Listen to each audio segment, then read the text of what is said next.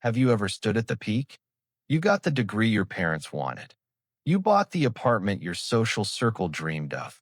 You climbed into the position your colleagues envy.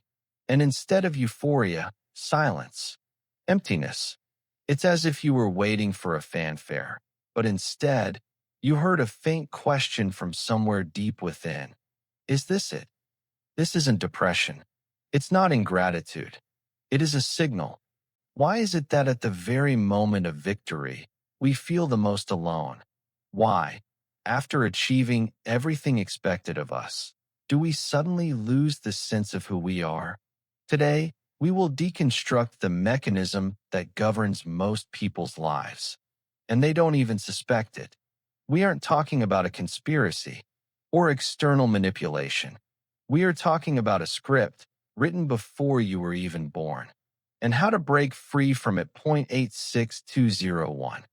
Neuroscientists claim that 95% of our daily decisions are made on autopilot, not by the conscious mind, but by the subconscious, the part of the brain formed in the first 7 years of life, back when you couldn't yet think critically, when you simply absorbed everything like a sponge, your mother's emotions, your father's reactions, your grandmother's fears, your teacher's ambitions. We are a collection of other people's quotes. Your reaction to criticism, that isn't you. That's your father, who didn't know how to lose. Your fear of loneliness, that isn't your fear.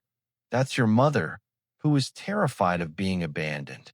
Your drive for status, that isn't your dream. That's a society that taught you to measure a person's worth in square footage and job titles. Here lies the paradox. We are convinced that we are making choices, choosing a profession, a partner, a lifestyle. Know if you look back honestly, how many of those choices were truly yours? Not dictated by the fear of judgment, not driven by a craving for approval, not because that's just how it's done. Psychologists call this learned helplessness on a personality scale. We become so accustomed to someone else's script that we stop distinguishing it from our own desires. Like a prisoner who has spent 20 years in a cell and no longer wants to be free, because freedom is more terrifying than the cage. We are more afraid of being ourselves than being a convenient version of ourselves for others. And here, it is important to stop. This doesn't mean your parents are villains. It doesn't mean society broke you on purpose. No, it's just that everyone passes on what they receive themselves. The chain of programming is longer than you think. It is rooted in generations you have never even met. The question isn't who is to blame. The question is, what are you going to do about it?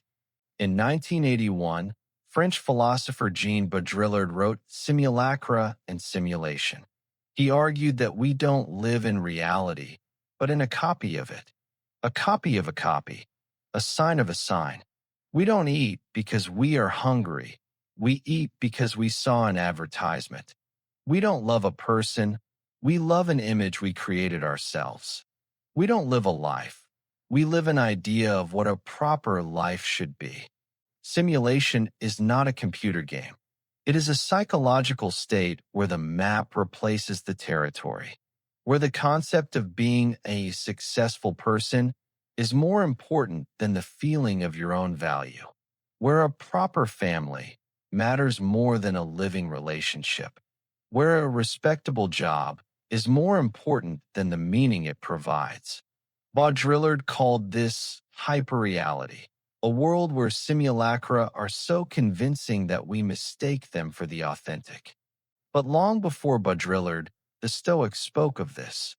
Marcus Aurelius wrote, "Life is opinion, not facts, not circumstances, but interpretation. The story you tell yourself about yourself, that is your reality. If that story was written by others, you are living in their reality. You are a character in someone else's novel." There is the famous Stanley Milgram experiment. Ordinary people were asked to deliver electric shocks to others, simply because an authority figure in a white coat said, Please continue. 65% obeyed, not because they were evil, but because authority relieved them of the responsibility of choice. They didn't have to think. Someone else did the thinking for them. And that is a relief. A terrifying, yet seductive relief. Someone else's script is also a form of relief. When someone else decides who you should be, you don't have to carry the weight of your mistakes. If everything goes wrong, you can blame society, parents, or fate. It is comfortable, psychologically safe, and utterly destructive to your real self. Now, the most important part.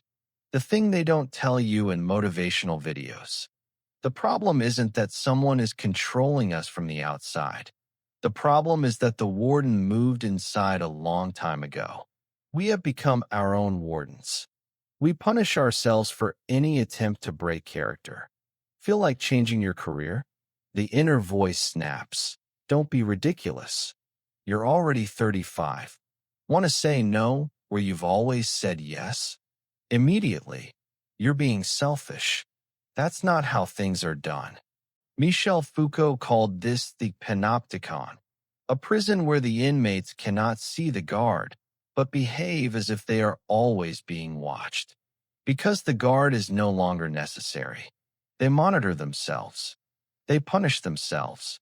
This is why self-criticism is one of the most brutal forms of violence. It is invisible.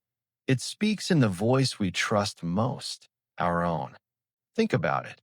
When was the last time you did something that didn't fit your image?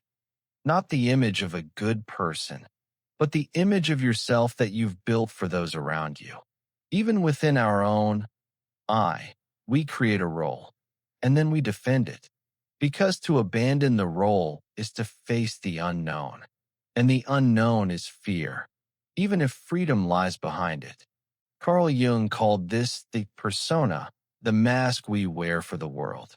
The problem isn't that the mask exists. The problem is when we forget it is a mask. When we start to believe the mask is the face. And then, any threat to the mask is perceived as a threat to our existence. Any criticism becomes devastating. Any live differently feels like an attack. Because behind the mask is a void, the unknown self that we fear more than anything in the world. But here's the wonder. Behind that void is not nothing. Behind it is you, the real you, not who you were taught to be, not who you became out of fear, but who you were before the world explained to you who you needed to be. Psychologists call this authenticity, a state where your actions align with your values, not your parents' values, not Instagram's values, yours. The only way to break someone else's script is through an inconvenient action, not a revolution, not a total break from the past. Just one small action that doesn't fit your usual image. If you always agree, say no in a minor situation. If you are always serious, allow yourself to be ridiculous. If you always put others first, choose yourself. Just once. Just to feel that it is possible. Viktor Frankl, who survived Nazi concentration camps, wrote, "Between stimulus and response there is a space. In that space is our power to choose our response. It is not circumstances that make us who we are. It is the choice of how we react to them. The script can be rewritten, not with one decision, not in one day, but with every conscious choice, you add your own line to it. So the next time you reach another proper goal and feel that emptiness, don't run from it. Stop. Ask yourself, is this my goal or a goal assigned to me? Is this my choice or the choice expected of me? The answer to that question is the beginning of your own script, and it is the only one worth living.